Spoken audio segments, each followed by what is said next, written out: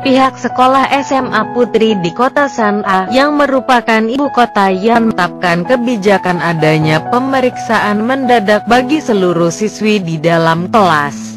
Sebagaimana yang ditegaskan oleh salah seorang pegawai sekolah bahwa tentunya pemeriksaan itu bertujuan merazia barang-barang yang dilarang dibawa ke dalam sekolah, seperti telepon genggam yang dilengkapi dengan kamera, foto-foto, surat-surat, alat-alat kecantikan dan lain sebagainya, yang mana seharusnya memang sebuah lembaga pendidikan sebagai pusat ilmu, bukan untuk hal-hal yang tidak baik. Lantas pihak sekolah pun melakukan sweeping di seluruh kelas dengan penuh semangat.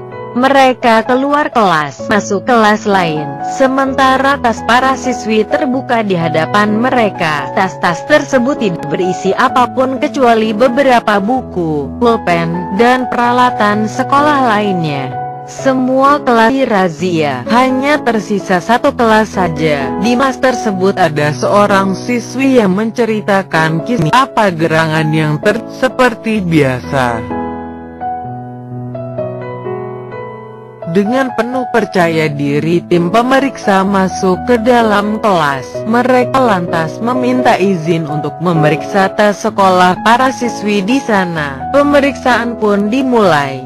Di salah satu sudut kelas ada seorang siswi yang dikenal sangat tertutup dan pemalu. Ia juga dikenal sebagai seorang siswi yang berakhlak sopan dan santun. Ia tidak suka berbaur dengan siswi-siswi lainnya. Ia suka menyendiri. Padahal ia sangat pintar dan menonjol dalam belajar. Ia memandang tim pemeriksa dengan pandangan penuh ketakutan.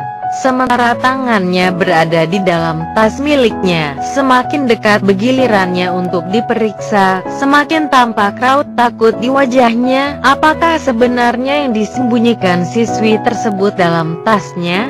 Tidak lama kemudian tibalah gilirannya untuk diperiksa. Dia memegangi tasnya dengan kuat, seolah mengatakan, "Demi Allah kalian tidak bisa membukanya." Kini giliran diperiksa. Dan dari sinilah dimulai kisahnya. "Buat tasmu wahai putriku." Siswi tersebut memandangi pemeriksa dengan pandangan sedih. Ia pun kini telah meletakkan tasnya dalam pelukan. "Berikan tasmu." Ia menoleh dan berteriak, "Tidak, tidak, tidak." Perdebatan terjadi sangat tajam. "Berikan tasmu." "Tidak, berikan." "Tidak." Apakah sebenarnya yang membuat siswi tersebut menolak untuk dilakukan pemeriksaan pada tasnya? Apa sebenarnya yang ada dalam tas miliknya dan takut dipergoki oleh tim pemeriksa? Keributan pun terjadi dan tangan mereka saling berebut. Sementara tas tersebut masih dipegang erat dan para guru belum berhasil merampas tas dari tangan siswi tersebut karena ia memeluknya dengan penuh kegilaan. Spontan saja siswi itu menangis sejadi-jadinya. Siswi-siswi lain terkejut. Mereka melotot para guru yang mengenalnya sebagai seorang siswi yang pintar dan disiplin, bukan siswi yang amburadul. Mereka terkejut melihat kejadian tersebut. Tempat itu pun berubah menjadi hening. Ya Allah, apa sebenarnya yang terjadi dan apa gerangan yang ada di dalam siswi tersebut? Apakah mungkin siswi tersebut? Setelah berdiskusi ringan, tim pemeriksa sepakat untuk membawa siswi tersebut ke kantor sekolah.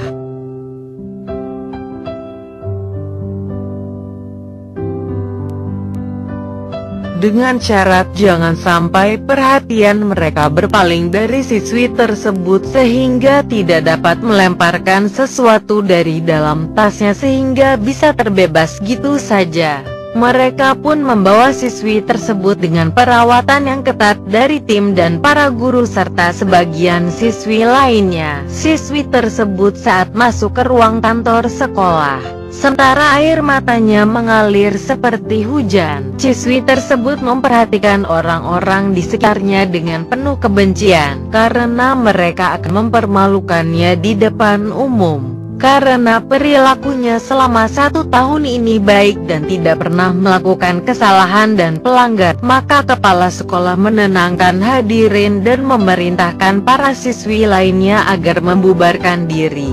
dan dengan penuh santun, kepala sekolah juga memohon agar para guru meninggalkan ruangannya sehingga yang tersisa hanya para tim pemeriksa saja.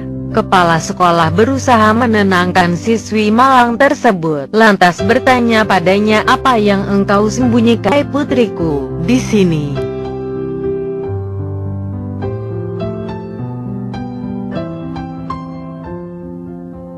Dalam sekejap siswi tersebut simpatik dengan kepala sekolah dan membuka tasnya. Detik-detik yang menegangkan. Ya Allah, apa sebenarnya benda tersebut? Coba tebak. Di dalam tas tersebut tidak ada benda-benda terlarang atau ilegal, atau telepon genggam atau foto-foto. Demi Allah, itu semua tidak ada. Tidak ada dalam tas itu melainkan sisa-sisa roti. Ya, itulah yang ada dalam tas tersebut. Setelah mengorek informasi dari siswi tersebut seputar roti itu, setelah merasa tenang, siswi itu mengatakan, sisa-sisa roti ini adalah sisa-sisa dari para siswi yang mereka buang di tanah. Lalu aku kumpulkan untuk kemudian aku sarapan dengan sebagian dan membawa sisanya kepada keluargaku. Ibu dan saudari-saudariku di rumah tidak memiliki sesuatu untuk mereka santap di siang dan malam hari bila aku tidak membawakan untuk mereka sisa-sisa roti ini.